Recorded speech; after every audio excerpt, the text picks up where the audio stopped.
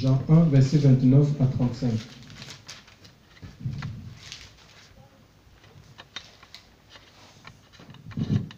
C'est bon. Le lendemain, Jean vit Jésus venir à lui, et il dit, « Voici l'agneau de Dieu qui ôte le péché du monde. C'est celui dont j'ai dit, après moi vient un homme qui m'a précédé, car il était avant moi. Et pour moi, je ne le connaissais pas, mais c'est afin qu'il soit manifesté à Israël que je suis venu baptiser d'eau. » Jean rendit aussi témoignage en disant, « J'ai vu l'Esprit descendre du ciel comme une colombe et s'arrêter sur lui. Et pour moi, je ne le connaissais pas, mais celui qui m'a envoyé baptiser d'eau m'avait dit, celui sur qui tu verras l'Esprit descendre et s'arrêter, c'est celui qui baptise du Saint-Esprit. Et je l'ai vu, et j'ai rendu témoignage que c'est lui qui est le Fils de Dieu. » Le verset 35. Le lendemain, Jean était encore là avec deux de ses disciples, et regardant Jésus qui marchait, il dit, « Voici l'agneau de Dieu. » Et les deux disciples l'entendirent faisant ce discours, et ils suivirent Jésus. Gloire à Dieu. Donc, Jean, qui est-il? Jean il est la réponse à la prière de Anne-Élisabeth. C'était un couple lévite. Ils étaient consacrés à Dieu. Alléluia. Ils craignaient, si nous allons dans Luc 1, verset 6, il nous a dit que ces personnes vraiment vivaient dans la crainte du Seigneur. Alléluia. Et ils étaient irréprochables. Cependant, il y avait un souci dans leur vie. Ils étaient stériles. Alléluia. Donc, la stérilité, le fait qu'ils soient stériles n'était pas dû à une déficience spirituelle. Ce n'est pas parce qu'ils manquaient une vie de prière ou une vie de consécration que la stérilité dominait leur vie. Non, ils étaient stériles. On ne sait pourquoi. Parce qu'il y a des choses, chers frères et sœurs, on est des êtres humains. Il y a des situations parfois qui nous échappent. Et quelquefois, nous, on a souvent vite fait de porter des jugements actifs sur des personnes par rapport à leur situation. Alléluia. Il y a des choses qui nous échappent facilement. Moi, je connais parce que des gens qui avaient une relation personnelle avec Dieu, peut-être à cette époque, il y a des gens qui les ont jugés. Mais vous, vous servez Dieu. Vous êtes avec le Seigneur. Pourquoi est-ce que vous n'avez pas d'enfant? Alléluia. Vous voyez? Ils ont dû essuyer peut-être ce genre de propos qui sont blessants. C'est pas évident. Hein? Imagine un peu quelqu'un qui a besoin, une femme qui a besoin des enfants. On a vu même certaines femmes se sont vues imposer des secondes épouses. Vous voyez? Dans certains pays, se sont vues imposer des secondes épouses parce qu'elle est à cause de sa stérilité. Et sans parler des injures, chers frères et sœurs, alléluia, des propos parfois malsains. Ah, tu es venu, toi, au lieu de nous faire des enfants, tu es venu remplir les WC, tu finis l'argent de notre fils. Chers frères et sœurs, c'est terrible. Il y a des femmes même qui ont été répudiées à cause de la stérilité. Alléluia. Pour dire aussi que ce n'est pas parce qu'on est couple que forcément les enfants sont une garantie. C'est Dieu qui ouvre la matrice, chers frères et sœurs. Nous avons dans le livre de la Genèse 30, où c'est pas Léa, c'est Rachel qui était stérile. Hein. Elle va dire à Jacob, fais-moi les enfants, sinon je meurs. Alléluia. Donc il y a le temps de Dieu. Peut-être que quelqu'un est arrivé à ce point. Mes frères, nous ne pouvons pas presser la main du Seigneur. Alléluia. Dieu n'agira jamais à notre convenance. Le temps de Dieu n'est pas le nôtre. Alléluia. Donc il faut le sortir complètement de notre temps. Alléluia. Oui, Dieu a son temps, il a son heure. Il est celui qui fait, nous dit l'Écriture, toutes bonnes choses à son temps. Ce couple était vieux au moment où il n'espérait plus. Le Seigneur va les visiter. Il leur donnera un fils avec un appel. Vous savez, à l'époque, donc c'était des Lévites. Hein. Son père il était prêtre. Donc, d'après le sacerdoce lévitique, son fils, quand le père se déchargeait de sa fonction sacerdotale, le fils devait le remplacer en fait. Et ce n'est pas au désert, parce que quand nous lisons, il nous est dit que Jean était rempli de l'Esprit dès le ventre de sa maman. Alléluia. Nous avons l'Esprit de Dieu à la nouvelle naissance. Tu vois, et là, nous sommes dans la loi, en fait. Hein. L'Esprit de Dieu, pourtant, n'avait pas encore été donné à cette époque-là. Jésus n'était même pas encore né, parce que Jean est son aîné de 6 mois. Vous voyez, dès le ventre de sa mère, il était rempli de l'Esprit de Dieu. Et quand jeune, l'Esprit de Dieu l'a poussé, donc le Seigneur l'a conduit différemment, dans un appel différent de celui de son père. Il devait hériter de son père, parce que le sacerdoce lévitique était quelque chose qui se transmettait de père en fils. Donc quand le père prenait sa retraite, c'est le fils qui le remplaçait. Hein, il devait, avec tous les privilèges qu'il y avait en fait. Les sacrificateurs de l'époque servaient Dieu en plein temps. Donc Dieu les avait interdits de travailler et en même temps ils avaient des habits magnifiques. Hein. Donc c'était des gens respectés, c'était des gens qui étaient honorés. Et l'Esprit de Dieu va l'amener plutôt au désert. Mais ce n'est pas au désert qu'on exerce le sacerdoce, c'est dans un temple. Alléluia. Pourquoi le Saint-Esprit l'a conduit au désert? Tout simplement parce que le temple était souillé. Alléluia. Et lui, il avait une mission, il avait la mission de préparer le chemin du Seigneur, d'aplanir ses sentiers. Vous pouvez lire Matthieu, Luc, Marc, en parle. Alléluia. Il a ce message: préparez le chemin du Seigneur, aplanissez, rendez droit ces sentiers, les collines seront abaissées. Les collines, c'est quoi ça? C'est le symbole de l'orgueil, de la fierté. Alléluia. Il dit ces collines-là seront abaissées. Dieu résiste aux orgueilleux. Il ne peut pas se manifester dans une vie qui est imbue d'elle-même. Hein, quand on pense qu'on est tout suffisant, on n'a pas besoin de Dieu, nous allons croupir dans nos problèmes. Et c'est aussi un problème aujourd'hui avec beaucoup de serviteurs de Dieu, tellement qui pensent qu'ils peuvent conduire Dieu. On ne peut pas conduire Dieu. Alléluia. On doit se soumettre. Quand on est appelé par le Seigneur, même si nous avons un appel, ce n'est pas suffisant pour que Dieu se serve de nous dans la puissance de son esprit. Nous devons être soumis à sa parole pour entendre ce qu'il nous dit. Alléluia. Et agir en conséquence. Donc, je disais, Jean, voilà.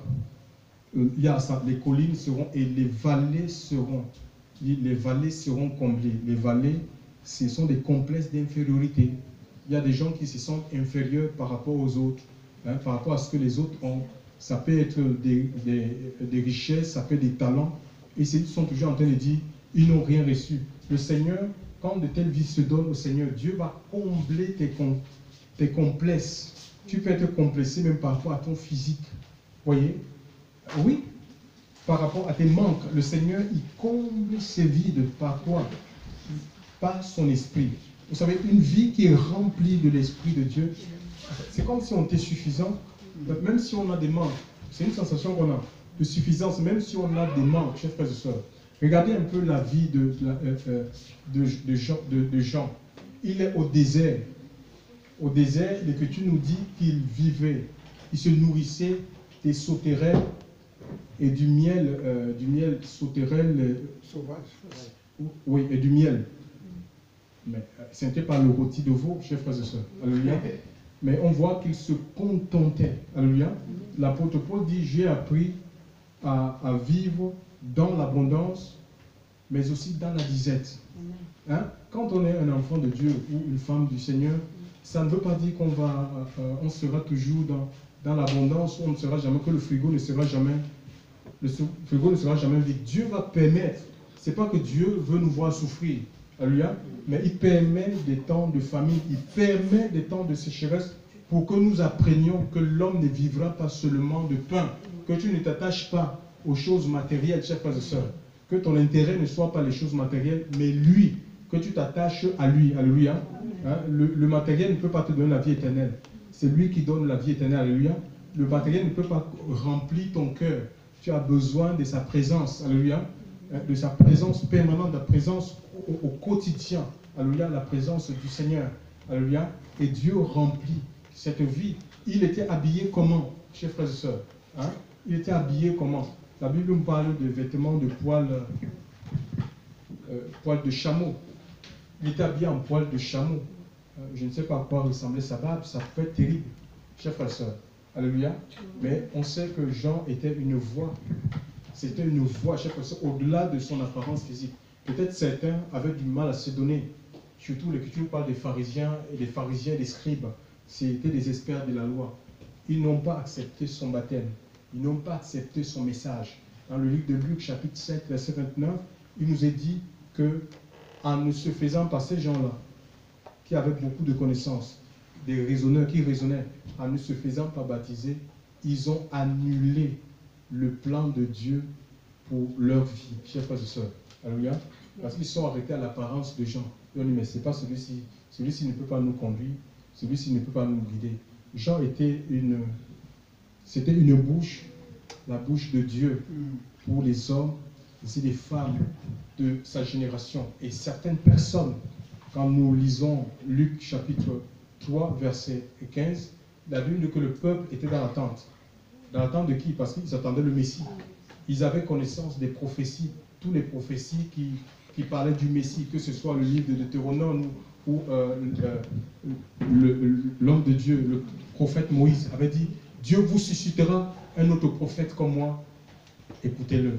Ils avaient connaissance, chers frères et sœurs, des prophéties qui concernent, qui étaient liées à la messianité, comme Michée, je crois c'est Michée 5, 2, où il est dit « Et toi, Bethléem, Ephrata, petite parmi les milliers de Juda, de toi sortira celui qui régnera sur Israël. » Et donc, les origines remontent vers les temps anciens, vers l'éternité. Chers frères et sœurs, ils avaient connaissance de ces prophéties, ils avaient connaissance de la prophétie du prophète Ésaïe, Ésaïe 7, 4. Et le Seigneur lui-même vous donnera un signe. Une vierge deviendra enceinte, elle enfantera un fils. On lui donnera le nom de Manuel. Nous avons une personnalité comme, je crois, Siméon. Hein, la Bible nous dit qu'il avait reçu, qu'il ne mourrait pas sans avoir vu la consolation d'Israël. Alléluia. Et quand Jésus est né, poussé par le Saint-Esprit, il est allé dans le temple, il a adoré Dieu. Chers frères et sœurs, donc les gens ont pensé que Jean était le Messie. Et à la fin, c'était presque à la fin de son ministère, il va leur révéler la vérité. Il va leur dire que lui, il n'était pas le Messie. Hein, et qu'il y a un qui vient après lui, il est plus puissant que lui, qui n'était même pas digne de délier les pouvoirs de ses souliers. Il vous baptisera de Saint-Esprit et de feu. Nous avons ici, la Bible dit que le lendemain, Jésus vient à lui, il va présenter Christ comme étant l'agneau de Dieu qui fait quoi? Qui ôte. Ôter, ça veut dire c'est enlever. C'est comme si le péché était un vêtement. Alléluia. Oui, le péché nous sépare de Dieu. Le péché nous prive de la présence de Dieu. Le péché empêche le bras de Dieu de mouvoir dans notre vie. Chers frères et sœurs, le péché chasse Dieu dans une vie.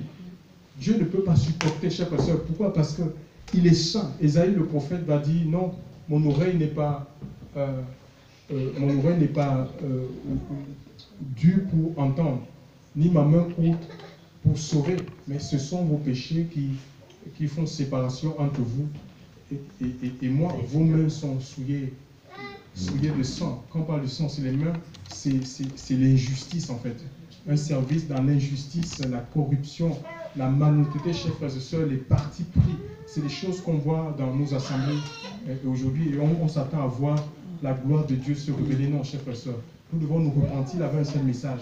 Ils ont dit, repentez-vous, car le royaume des cieux est proche. Alléluia. Et c'est Jésus en fait. C'est le roi du royaume. Et nous sommes appelés à annoncer. On n'annonce pas un bâtiment. On n'annonce pas un homme. On n'annonce pas une organisation, parce que aucun bâtiment, aucun homme, aucun prophète, aussi puissant soit-il, n'est mort à la croix pour personne. Alléluia. Personne n'a donné son sang. C'est Jésus qui a donné son sang sur le bois de la croix, et c'est lui que nous devons présenter. On a chanté un chant tout à l'heure qui disait « élever ». Donc nous devons élever ce nom-là. Alléluia. Nous devons présenter. Quand on le lève haut, les gens peuvent le voir. Alléluia. Nous devons présenter Jésus-Christ. Même quand nous allons dans les rues, On m'a remis ce chat, ça me fait beaucoup rigoler. Donc, où on dit venez découvrir Jésus dans notre bâtiment en fait. Hein.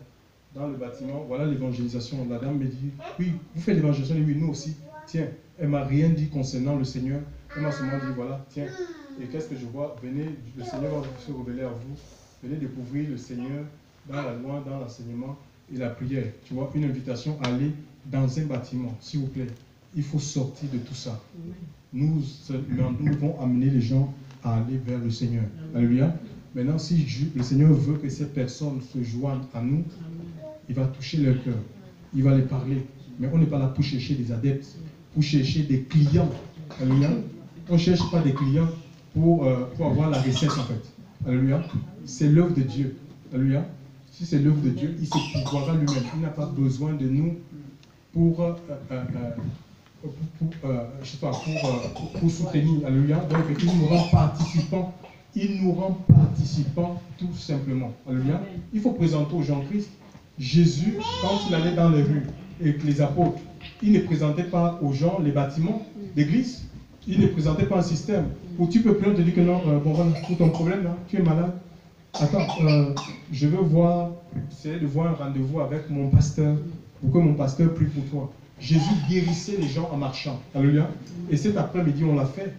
On a prié sur des personnes. Il y avait des cas. Moi, je vois cette femme-là qui était complètement battue. Elle avait des bleus partout, liée par la cigarette. Elle m'a dit, je souffre, je suis alcoolo, je suis je suis addict à l'alcool et à la cigarette. On a prié devant la station tram.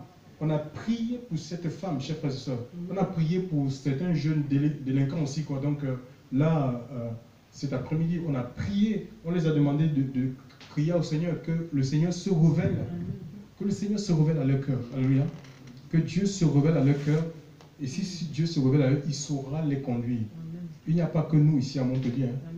Hein. Il y a des endroits, il y a des petits groupes, peut-être qui ne sont pas connus, qui n'ont pas de nom. Hein. Il y a des ministères qui n'ont pas de nom, un peu comme Jean. Jean n'avait pas, ce n'était pas Jean ministre, comme on voit aujourd'hui, chers frères et sœurs. Alléluia. Non, il était appelé par Dieu, il avait l'onction du Seigneur. Et c'est des gens, c'était pas à coup de publicité que les gens allaient vers cet homme dans un coin perdu du désert. Je ne sais même pas là où on dormait. Il y a beaucoup de prétentions, chers frères et sœurs. Vous vous rendez compte? Là où il dormait, je ne sais pas, peut-être c'était sur le sable du désert. Regardez sa nourriture. Mais il se contentait de ça. Et le Seigneur dit quoi? Même quand il envoie ses disciples, il a dit, mangez de tout ce qu'on vous présente. Donc si tu es un envoyé de Dieu, si on te présente, je ne sais pas où c'est le gari. Je ne sais pas si vous connaissez ce qu'on appelle le gari. Oui, mais il faut le manger. Tu dis, moi, je ne mange pas le gari. Tu vois Jésus en train d'agir comme ça. Si on te donne une natte, on te dit couche-toi sur la natte, ben tu dors sur la natte. Alléluia. Jésus n'aurait pas du mal, il dormait sur la montagne. Le Fils de l'homme n'avait même pas là où reposer sa tête. Alléluia. C'est ça, l'humilité, c'est la marque des serviteurs de Dieu. C'est la marque des serviteurs de Dieu. Il faut qu'on retourne à la parole du Seigneur. C'était le message de Jean. Ramener les cœurs des enfants vers le Père et celui des pères vers les enfants, les rebelles à la sagesse des justes, chers frères et sœurs dans le Seigneur. Alléluia. C'est ça, et c'est ce que nous avons reçu. Tout simplement, ça ne pas de la réconciliation. Alléluia. Oui, c'est ce que nous avons reçu. En Christ, on devient une nouvelle création. Les choses anciennes, nous dit l'Écriture, sont passées et toutes les choses sont faites nouvelles. Cela ne vient pas de vous, mais de Dieu qui nous a réconciliés avec Christ. Dieu était en Christ, réconciliant le monde avec lui-même, en n'imputant point aux hommes leur péché, et il nous a donné le ministère de la réconciliation. On ne réconcilie pas les âmes avec un bâtiment d'église, mais c'est avec le Seigneur. Alléluia. Et il a pourvu son sang pour cela, chers frères et sœurs. Il a pourvu son sang pour cela, pour que les âmes soient attachées à lui. Ouais, il parle de l'agneau. Ouais, c'est l'agneau pascal. La Pâque, ça nous parle de la délivrance. Hein, l'agneau qui nous protège des œuvres des ténèbres, alléluia. Tout ce que le diable peut lancer, chers frères et sœurs, contre nos vies, chers frères et sœurs, si nous avons cru dans le sacrifice de la croix, alléluia, nous sommes gardés, nous sommes protégés, chers frères et sœurs, nous sommes préservés du mal, alléluia. Et ça, c'est Jésus. Et vous savez, l'œuvre de la croix n'a pas de prix, alléluia. La Bible nous dit que c'est à un grand prix que vous avez été rachetés. À 1 Corinthiens 7, 23, si j'ai bonne mémoire. C'est un grand prix que vous avez été rachetés. Ne devenez esclaves de personne. Combien de chrétiens de Dieu, ils prônent la liberté. En fait, c'est une pseudo-liberté. Ils sont prisonniers. On peut être prisonnier de la peur. On a peur des hommes. On a peur de dire, parce qu'on a peur. Qu'est-ce que si je dis la vérité, qu'est-ce que ça peut me coûter? Ça peut me coûter des relations. Ça peut me coûter ma place. Chers frères et sœurs, on vit dans... Et le Seigneur voit tout ça. Le Seigneur voit tout ça. C'est pourquoi parfois on n'est pas béni, on n'avance pas. Alléluia. On ne progresse pas parce que c'est une forme d'hypocrisie. Il y a la peur, ils sont prisonniers des peurs, ils sont prisonniers des systèmes. Alléluia. Mais la Bible dit que là où il y a l'Esprit de Dieu, là où il y a l'Esprit du Seigneur, je crois que c'est 2 Corinthiens 3, 17. Là, c'est un adverbe qui indique le lieu. Là où il y a l'Esprit du Seigneur, là, ça dit que ce lieu, où il y a l'Esprit de Dieu, là aussi, c'est ta vie. Là où il y a l'Esprit de Dieu, si l'Esprit de Dieu vit en toi, tu es dans la liberté, chers frères et sœurs. Alléluia. Tu ne peux pas être prisonnier de tes peurs. Tu ne peux pas être prisonnier des vices et des passions, chers frères et sœurs. Alléluia. Parce que le rôle du Saint-Esprit dans notre vie, c'est premièrement de révéler Christ. Alléluia. Parce qu'on ne peut pas comprendre les choses de Dieu. Quand je parle de Christ, je parle de Christ-Dieu. On ne peut pas comprendre les choses de Dieu si on n'a pas son esprit. En même temps, l'Esprit de Dieu aussi est là pour nous révéler le plan que Dieu a pour ta vie. C'est lui qui te donne la direction. Il te montre le chemin que tu dois suivre. Alléluia. Aussi, le Saint-Esprit est donné pour former, pour que Christ se forme en toi. C'est lui qui forme Christ en toi. Quand je parle de Christ, je parle de ses vertus. Alléluia. Donc, la fidélité, l'amour, ce n'est pas des choses qui sont en dehors de toi. Tu ne peux pas prier, Seigneur, donne-moi l'amour. Mais il faut que l'amour se forme en toi. Elle devient quelque chose qui fait partie intégrante de ta vie. Alléluia. Le pardon, c'est des choses, parce que c'est Christ tout ça en fait. Tu vois, c'est en toi. Donc, on doit arrêter de lutter avec le Seigneur. Alléluia. Pour arrêter de résister à l'Esprit de Dieu. Laissons le Saint-Esprit travailler, achever l'œuvre qu'il a commencé en chacun de nous.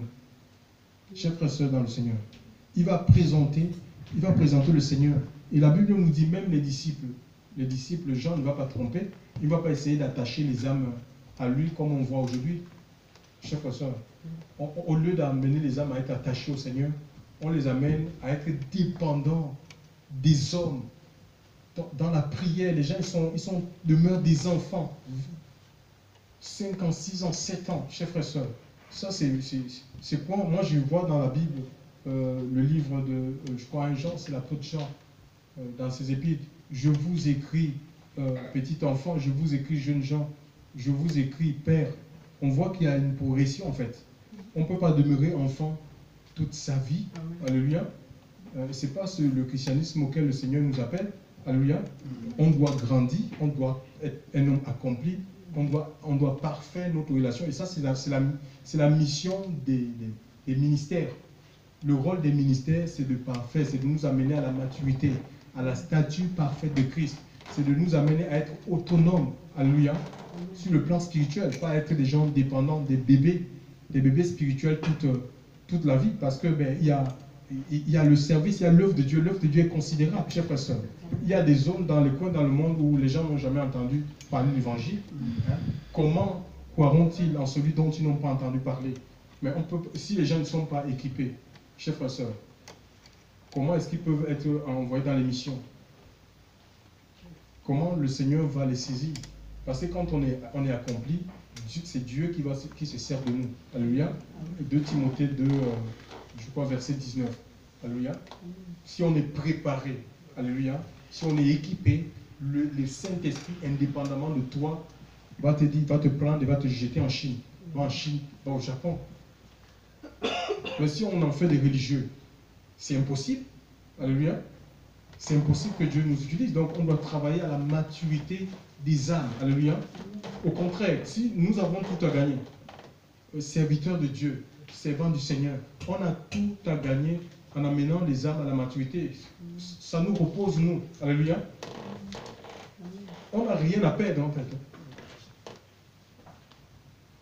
Et Jean, quand Jean va présenter Jésus comme étant l'agneau, mais il y a les disciples, des gens qui vont se détacher de lui. Alléluia. Oui, pour suivre Jean. Parce qu'ici, on a là comme une passation. Parce que c'était presque à la fin de son ministère. Hein, parce que quelques jours après, Jean sera emprisonné. Il sera emprisonné par le roi Hérode. Parce que son message dérangeait ce roi. Alléluia. Il dénonçait son adultère, en fait. Il dénonçait son adultère. Et là, on peut parler de passation de pouvoir. Parce que nous ne donnons pas le pouvoir. Bon, s'il faut parler à la manière des hommes, passation de pouvoir, mais ici, c'est plutôt... C'est passer le témoin, en fait. Parce qu'on est dans une course, en fait. Hein. C'est comme une course de relais. À un moment donné, tu dois donner le témoin à quelqu'un. Alléluia. Mais ce n'est pas une passation dans la chair. Comme on voit aujourd'hui, il y a des pasteurs, des hommes de Dieu qui ont lié le destin, le destin de leur fils au leur. Je ne sais pas si je me fais comprendre. Par exemple, si Dieu m'appelait comme prédicateur, je ne pense pas que c'est ce qu'il veut pour mon fils et Joseph. Et moi, comme... ben oui, mais l'œuvre de Dieu, c'est devenu comme... enfin, c'est devenu le commerce, c'est devenu des entreprises familiales. Ah ben non, ben, c'est devenu complètement des royaumes. On voit même des églises. Il faut fuir ces églises-là, où tu vois des trônes. On fait des trônes. Est-ce qu'on a besoin de trônes? Vous voyez Jésus avec un trône au milieu de ses disciples, avait un trône. Hein? On a des Louis XVI. Dans les églises, c'est le pasteur qui s'assoit avec sa femme. Ils sont devant là-bas. Oui, c'est devenu des royaumes, chers frères et sœurs. Il faut quitter tout ça, chers frères et sœurs, dans le Seigneur. Ils sont comme des rois là-bas. Parfois, c'est la photo de l'homme de Dieu. C'est grand. La photo de l'homme de Dieu dans les églises. Chers frères et sœurs. On est du passage, on est éphémère. Même tu peux dormir comme ça la nuit, tu meurs. Est-ce qu'on a besoin d'être malade pour mourir? Si ton esprit te quitte, tu meurs. Alléluia. On peut mourir à tout moment. Vous voyez, ça c'est de l'idolâtrie, ça. Alléluia. C'est de l'idolâtrie. Il faut sortir de l'idolâtrie. On n'a pas vu dans la Bible on a vu des hommes de Dieu qui voulaient être idolâtrés. Mais vous savez, parce que tu as en face de toi des ignorants, des gens qui ne savent pas. Alléluia. Quand ils voient l'action de Dieu, une intervention de ta vie, mais ils peuvent te déifier. Nous avons vu, par exemple, dans le livre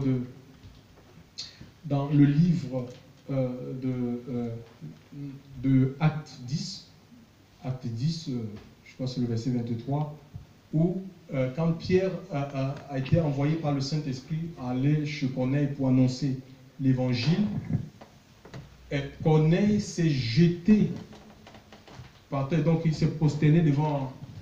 C'est écrit, hein? Et Pierre dit, non, lève-toi, je suis un homme comme toi. Où les hommes de Dieu aujourd'hui sont contents. Hein? Ils sont contents que les gens s'agenouillent devant eux. Ils sont tellement... Seigneur.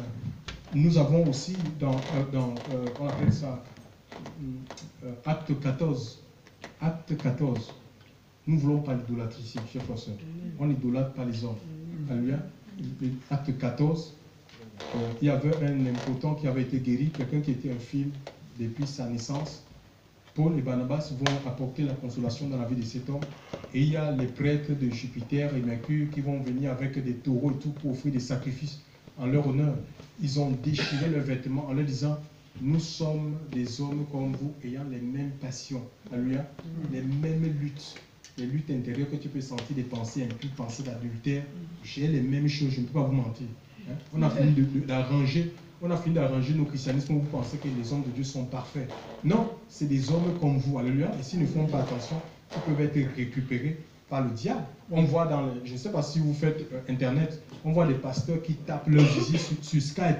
Pourquoi? Parce qu'ils font quoi? Ils regardent mais oui. Parce qu'ils regardent la pornographie, sont tombés regardent la pornographie, les femmes, oui, je sais pas, des stripteaseuses. C'est grave. C'est grave, chers soeurs. Entre ceux qui tombent dans la pédophilie, personne n'est à l'abri. Alléluia. Personne n'est à l'abri, il faut veiller. Qui que tu sois, le ministère ne te garantit pas la protection. Alléluia.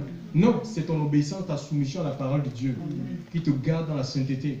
Et Dieu peut t'utiliser dans la puissance de son esprit. Alléluia. Ça ne peut être autrement. Alléluia. Et il y a aussi un piège, parce que quand il y a du monde comme ça, Satan il te met des idées, ben, tu peux t'enrichir, tu peux faire des sous sur ces personnes. Chers frères et sœurs, on ne voit pas ça en Jean. Jean a libéré tout simplement le message. Il était dépendant de Dieu. Nous devons apprendre à dépendre de Dieu. Amen. Même si Dieu nous utilise, chers frères et sœurs, pour apporter la consolation. Chers frères et sœurs, sache que c'est pour cela que Dieu nous a fait. Alléluia. Et ce que nous faisons, on n'a rien à revendiquer parce qu'on est obligé de le faire. Alléluia. Je crois qu'il y a un passage, on peut lire ça, je crois Luc 17, verset 10. Si quelqu'un a la page, j'essaie de lire Luc 17, verset 10, si j'ai bonne mémoire.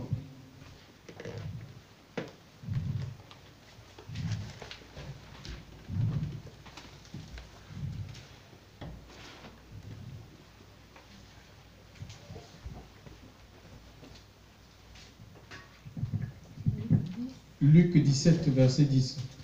Qu'est-ce qu'il dit, oui? Quelqu'un lit pour nous? Oui. Vous de même, quand vous aurez fait tout ce que vous avez été ordonné, dites, nous sommes des esclaves inutiles, et ce que nous étions obligés de faire, nous l'avons fait. Ce que nous étions obligés, parce qu'en fait, on est des esclaves, en fait.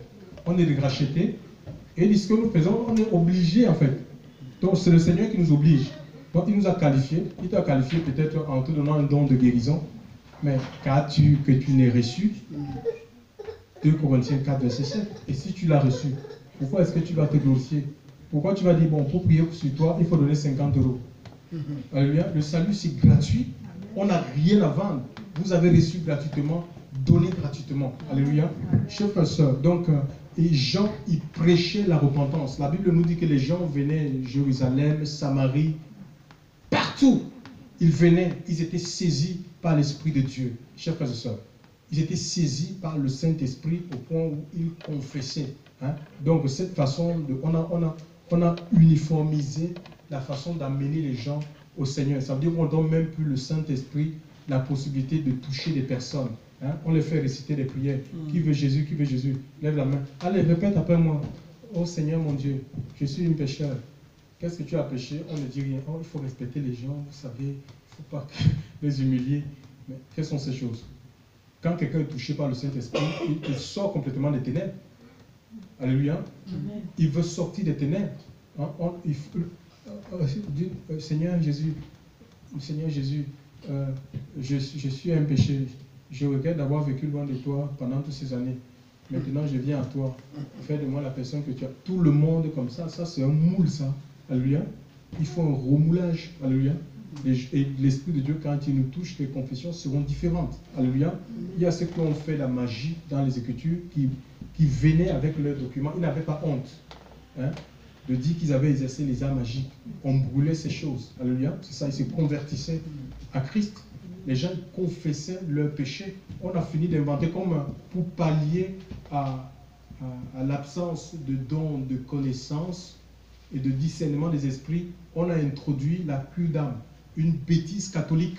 Tu vois, une bêtise catholique, ça c'est pas différent des psychologues où on va t'entendre, c'est l'homme de Dieu qui va t'entendre et tout ça.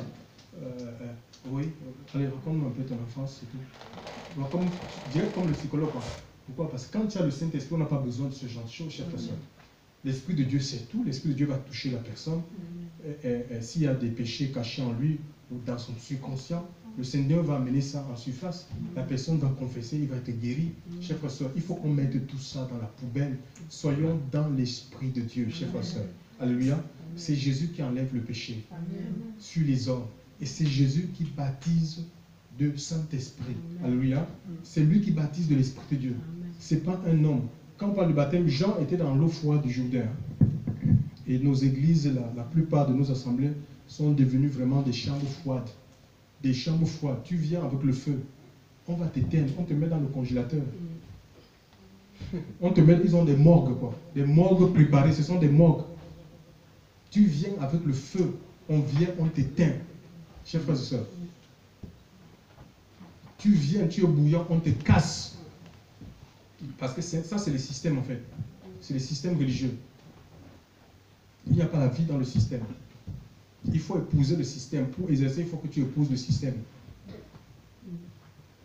Et si tu veux épouser un système, mais tu vas tuer la voix de l'esprit en toi. Chers frères et sœurs, ce qui est important. Oui, parce que il y a la gloire des hommes. Il y a des gens qui avaient refusé Christ parce qu'ils étaient attachés à la gloire des hommes, les gloires passagères.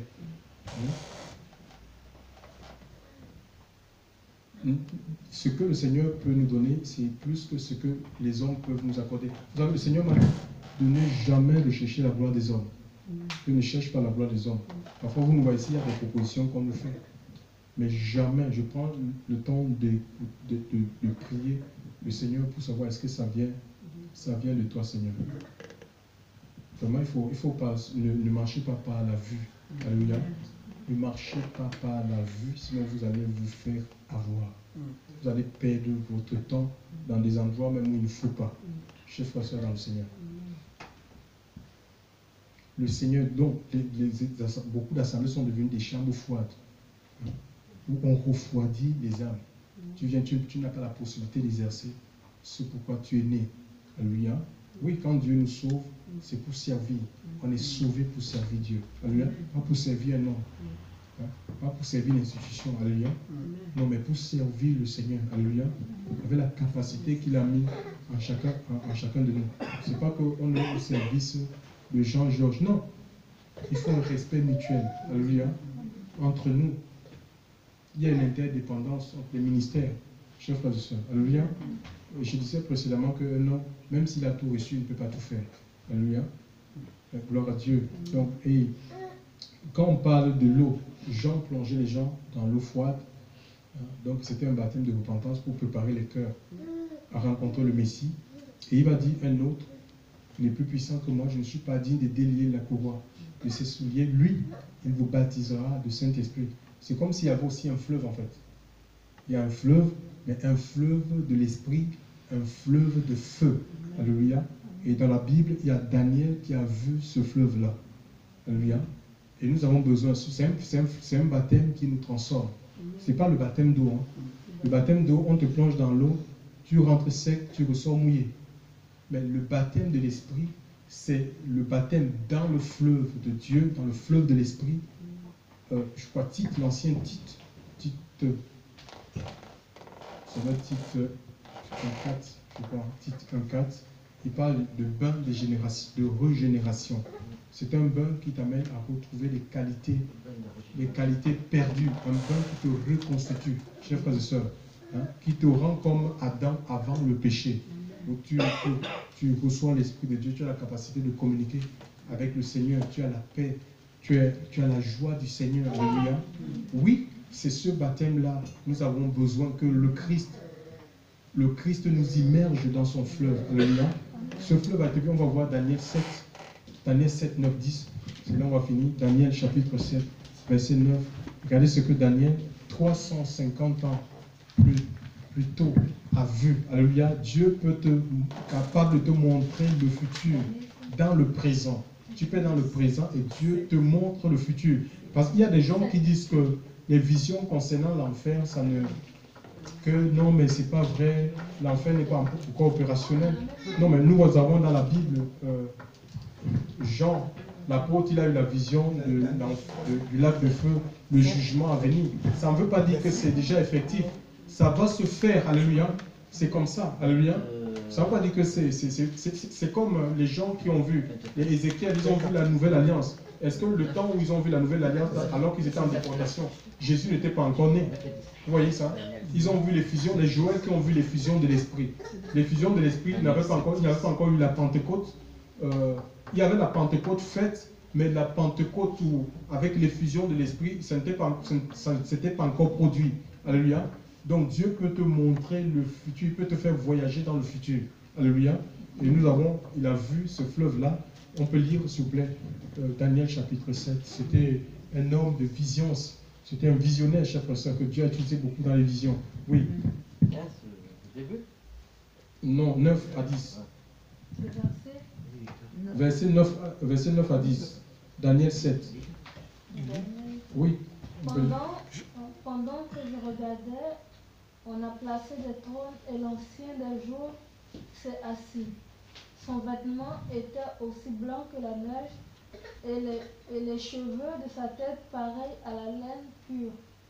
Son trône était de flammes et ses roues étaient un feu dévorant.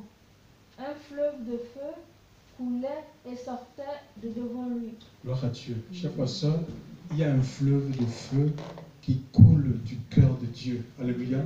Et Jésus est celui qui est accrédité. Chers frères et sœurs, pour amener, pour plonger les hommes et les femmes que nous sommes dans ce fleuve, encore faudrait-il convaincre. Vous savez, ce n'est pas évident. Imagine un peu si tu prends quelqu'un, tu le jettes dans un feu. Mais cette personne va perdre sa vie, va brûler, et plus le corps va rester dans le feu, tellement que la personne sera calcinée, méconnaissable. Je ne sais pas si vous avez déjà vu des crashs d'avion. Parfois, on a besoin de faire des tests ADN des familles, toutes les familles, pour pouvoir identifier les corps. Frère, c'est le baptême de l'identification. Tu es plongé dans le feu. Le feu en toi, toi dans le feu. Tu reçois la nature de Christ. Alléluia. La Bible dit que vous qui avez été baptisés en Christ, 1 Corinthiens chapitre 12, verset 9, vous avez revêtu Christ. C'est un baptême de revêtement. Alléluia. Tu dois être semblable au Fils de Dieu. Tu ne dois pas être semblable à un pasteur, à un système quelconque, où on parle pareil, on a le même langage, on rit pareillement, on s'habille pareillement. Chers frères et sœurs, ce n'est pas de Dieu ça. C'est un baptême d'identification. Tu es comme identifié au Fils de Dieu. Tu as sa nature, tu as son caractère. Tu es capable d'opérer, que tu es revêtu du Seigneur. Tu peux opérer comme lui, qui que tu sois. Alléluia. Qui que tu sois, tu peux opérer parce que tu as reçu l'esprit de Dieu. Il y a quelqu'un dans la Bible, Dieu utilise les disciples, tout comme peut utiliser un pasteur, un prophète, dans les mêmes choses. On ne voit pas la différence avec le diacre Étienne, ce que Dieu faisait avec le diacre Étienne et les apôtres. Je vois même dans les Écritures où c'est dans Actes, regardez Acte 9, il y a un certain magicien, je crois c'est Simon le magicien qui avait cru et oui, acte 8. Oui, je vais lire très rapidement. Puis il leur imposait, donc c'est les apôtres. Je vais lire. À partir du verset 17. Puis il les imposait les mains et il reçut l'Esprit Saint. Or, Simon, voyant que l'Esprit Saint était donné par l'imposition des mains des apôtres, leur offrit de l'argent, disant, donnez-moi aussi ce pouvoir afin que tous ceux à qui j'imposerai les mains reçoivent l'Esprit Saint. La Bible, donc il a vu quelque chose, un aspect. Et il a cru que c'est comme ça, c'est de cette façon qu'on reçoit le Saint-Esprit. Que c'était les apôtres, mais la Bible n'a jamais dit que c'est par les mains des apôtres qu'on reçoit le Saint-Esprit. Puisque dans le même, si on évolue acte 9, on voit acte 9, le disciple Ananias. Le disciple Ananias, oui.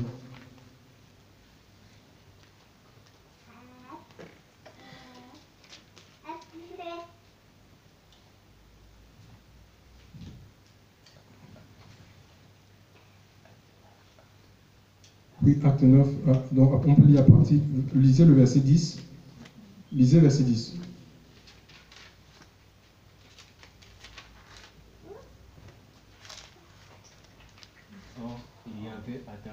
un disciple nommé Ananias. Oui, donc on arrête là. Le verset 17 maintenant. Donc un disciple nommé Ananias, ce n'était pas un ministère, il n'est pas dit, il y avait à Damas un prophète, un apôtre, un bishop, un archevêque, un archibishop, un révérend. Ça n'existe pas. Révérend, ce n'est pas dans les Écritures. Il faut enlever ces titres-là. Dieu a donné les uns comme apôtres. Je crois qu'il y a un ministère apostolique, prophétique, pastoral, comme pasteur. Mais révérend, pasteur, ce n'est pas biblique. C'est Dieu qui doit être révéré. Alléluia. Révéré, ça veut dire adorer. En fait, oui, on n'adore pas les hommes. Révérend tel. Est-ce qu'on appelle révérend là? Mais ils se font parce que c'est l'homme aime les titres en fait. Les hommes ils aiment les titres, ils aiment se distinguer. C'est pas biblique. Ou tu es pasteur, ou tu n'es pas pasteur, mais il n'y a pas de révérend pasteur, révérend apôtre, révérend bishop. C'est devenu un métier. Il faut quitter tout ça. Nous, en fait, moi j'ai reçu de prêcher la réforme. Je prêche la réforme, retour à la parole de Dieu. C'est le message que j'ai reçu. Et ça, je ne suis pas prêcheur. Il faut ramener les gens dans la simplicité des choses du Seigneur. Regardez, puis oui, on peut lire Ananias là. Qu'est-ce qu'il dit? Donc, vous voyez, ce n'est pas un apôtre, c'est un disciple. Donc, si quelqu'un dit que non, mais Dieu ne peut pas passer par toi pour opérer, ce n'est pas vrai. Alléluia. Allez-y. Le verset 17, qu'est-ce qu'il dit? 17. Oui. Ananias partit. Une fois entré dans la maison, il posa les mains sur Saul en disant, Saul, mon frère, le Seigneur, entre parenthèses Jésus, qui t'est apparu sur le chemin par lequel tu venais, m'a envoyé pour que tu retrouves la vue et que tu sois rempli du Saint-Esprit. Oui. Je continue. Et qu'est-ce qu'il a dit? Continue la lecture. Aussitôt, il tomba comme des écailles de ses yeux et il retrouva la vue. Il se leva et fut baptisé. Donc on voit que c'est un disciple qui a non seulement imposé les mains pour qu'il recouvre la guérison physique et qu'il soit spirituellement rempli, conduit par le Saint-Esprit. Ce n'est pas conduit par sa chair, ce n'est pas la conduite de la chair, la conduite de l'Esprit. Alléluia. Donc pour que Dieu se serve de toi, Dieu ne te sert pas de toi parce que tu es apôtre, parce que tu es pasteur, tu es révérend, machin. Donc il faut laisser les titres de côté, il y a les cherche des titres. Dieu est disciple. Un disciple, c'est celui qui suit le maître. Alléluia. Tu as décidé de suivre le maître. Le maître va se servir de toi. Celui qui croit en moi fera les œuvres que j'ai faites. Il en fera de plus grandes parce que je vais au faire. Je vais au Père. Qu'est-ce que nous pouvons faire de plus grand que n'en a fait le Seigneur? Alléluia. Si ce n'est que c'est lui qui fait à travers nous. Alléluia. C'est Dieu qui fait à travers nous. Alléluia. C'est Dieu qui fait à travers notre vie. Donc il faut vraiment qu'on soumette notre vie, chers frères et sœurs. Qu'on aligne notre vie en ligne droite et conforme à la parole de Dieu. Alors le Seigneur va nous tremper. Nous irons de baptême en baptême. Alléluia. Le Seigneur va laisser couler, l'Esprit de Dieu va couler en nous. Alléluia. Continuellement. Et on sera utile, chers frères et sœurs. On sera utile pour l'avancement de son royaume là où il nous a placés, chers frères et sœurs. Je vous dis que c'est un baptême d'identification, un baptême qui transforme les mentalités, chers frères et sœurs. Alléluia. Mais il faut que tu ailles au Seigneur. Alléluia. Que tu ailles tendre ses bras ce soir. Et tant que le Seigneur n'est pas encore venu, frère, ce fleuve est là, chers frères et sœurs. Est-ce que la question qui nous est posée, est-ce qu'on veut véritablement être changé? Est-ce qu'on veut que nos pensées soient purifiées, chers frères et sœurs? Dieu veut nous consumer. Consumer notre corps, notre âme, notre esprit. Alléluia. Oui, il veut nous rendre semblables à lui. Mais encore, il faut qu'on veille. Il veut nous entraîner. C'est un baptême qui nous amène à mourir à nous-mêmes, chers frères et sœurs. On meurt, tu meurs à ta vie, la vie de la chair. Vous savez, les morts ne connaissent pas les tortures du désir. Les morts ne souffrent pas de la passion. Les morts ne sont pas possédés par l'espoir de retrouver, je ne sais pas, des amants complètement perdus. Tu dors et tu rêves vraiment quand le monsieur là me touchait et ça te met tes mains. Non, chers frères et sœurs, parce qu'ils sont morts. Tout ce qui leur reste, c'est Jésus. Il est leur récompense. Il est leur justice. Il est leur paix. Il est leur joie. Il faut désirer. C'est un élan intérieur, chers frères et sœurs. Gloire à Dieu. On va prier le Seigneur, chers frères et sœurs. Que Dieu nous visite à nouveau. Nous avons besoin de lui. Nous avons besoin de plus de sa présence.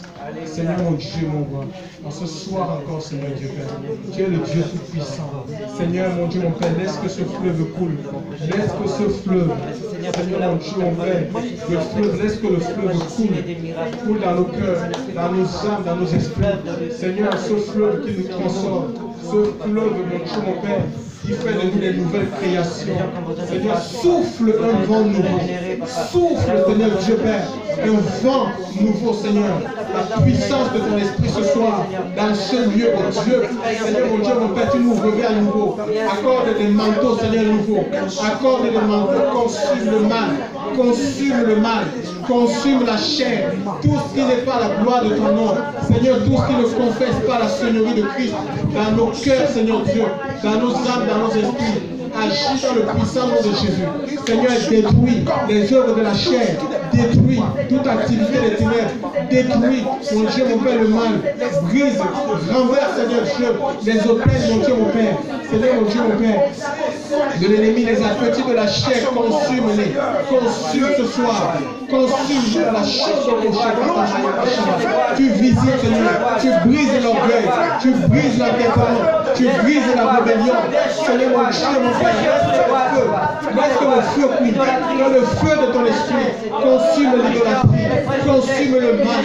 Seigneur, dans le nom de Jésus. Mon Dieu, mon roi, que les œuvres de la chair, Seigneur, tout ce qui est de l'homme, les oripeaux religieux, soient consumés au nom de Jésus. Mon Dieu, mon Père, libère nos cœurs, libère nos vies. Mon Dieu, mon Père, Seigneur, amplissante nos vies, Seigneur. Amplifie ta présence. Amplifie ta présence ce soir. Amplifie ta présence. Seigneur, ta présence dans nos vies, ta présence dans nos cœurs. Au nom de Jésus-Christ de Nazareth, nous voulons être conformes. Conforme, Seigneur. Conforme à toi. Conforme à ta parole. Conforme à ta vie. Dans le nom de Jésus-Christ de Nazareth. Seigneur, souffle un vent nouveau. Souffle un vent nouveau, Seigneur. Libère le fleuve. Envoie les vagues de ton esprit. Les vagues de ton esprit, Seigneur. Les vagues de ton esprit dans ce lieu, Seigneur. Fais-nous du bien. Fais-nous du bien. Seigneur, la restauration, la libération, la transformation. Au nom de Jésus-Christ de Nazareth, mon Dieu et mon roi, nous te disons merci parce que le Saint-Esprit est en œuvre. Nous te disons merci parce que ton action est forte. Seigneur, mon Dieu, mon Père, dans le puissant nom de Jésus, sois béni, Seigneur. Sois béni pour tout ce que tu fais. Merci pour ta grâce, Seigneur. Merci pour ta grâce infinie ce soir. Merci parce que tu nous fais du bien. Tu touches, Seigneur, là où nous en avons véritablement besoin. Seigneur, tu nous guéris intérieurement, Seigneur. Tu nous donnes la force. Mon Dieu, mon Père, Seigneur. Le faible ce soir devient fort. Dans le nom de Jésus. Le pauvre devient riche en toi. Dans le nom de Jésus-Christ de Nazareth. Seigneur, celui qui est fatigué, lassé, est ce soir renouvelé. Seigneur, dans le puissant nom de Jésus-Christ de Nazareth. Mon Dieu et mon roi, Seigneur, agis, Seigneur Dieu. Agis, manifeste-toi. Seigneur, affermis ton peuple. Tu nous as fermis, Seigneur, ce soir. Dans le nom de Jésus-Christ de Nazareth. Nous te disons merci, Seigneur. Oh, que nous puissions porter du fruit à ta gloire. Béni sois-tu pour tout ce que tu fais. Dans le puissant nom de Jésus, nous avons ainsi prié. Amen. Alléluia. Merci, Seigneur. Nous te disons merci, Seigneur. Merci, mon Dieu. Nous te